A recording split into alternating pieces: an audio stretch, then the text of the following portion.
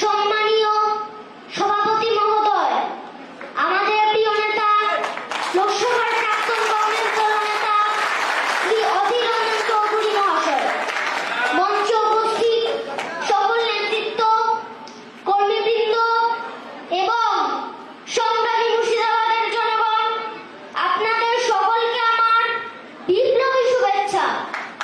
আজ আমরা দাঁড়িয়ে আছি ঐতিহাসিক মুর্শিদাবাদ শহরে, যে মাটি স্বাধীনতা ও গণতন্ত্রের লড়াইয়ের সাক্ষী। এই মুর্শিদাবাদ কখনো অন্যায়ের কাছে মাথা নত করেনি, আজও করবে না।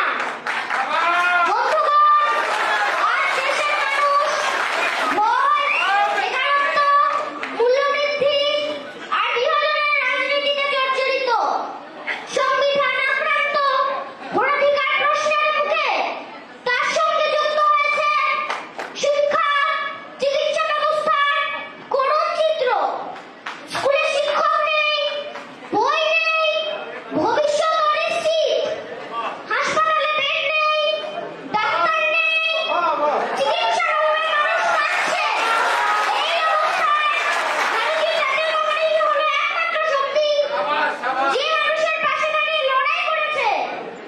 আজ আমরা গর্বিত, কারণ আজ আমাদের সঙ্গে আছেন শ্রী অধীর রঞ্জন চৌধুরী মহাশয়। তিনি সংসদে নির্ভয়ে মানুষের কথা বলেছেন। শ্রমিক, কৃষক থেকে শুরু করে সাধারণ মানুষের অধিকারের জন্য লড়েছেন।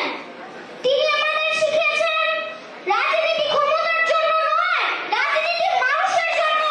তার উপস্থিতি আমাদের মতন শিশুমনকেও দৃঢ় করে।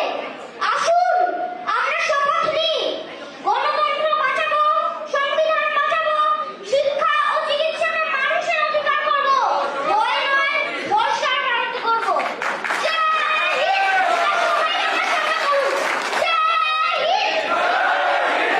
জয় হিন্দ! বন্দে মাতরম। সবাই ভালো থাকবেন। ধন্যবাদ।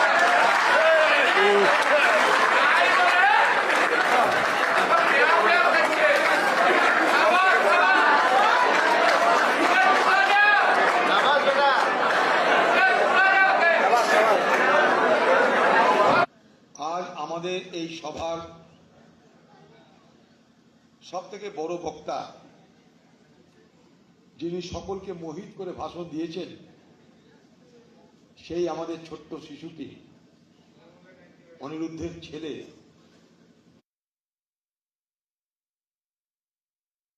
তার নামটা কি? হ্যাঁ বাবা, নামটাও কঠিন। আর দায়ন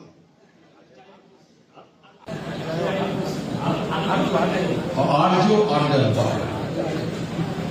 ভাই, তোমার নাম যত কঠিন, তত কঠিন ভাবে বক্তব্যটাকে বুঝতে হবে।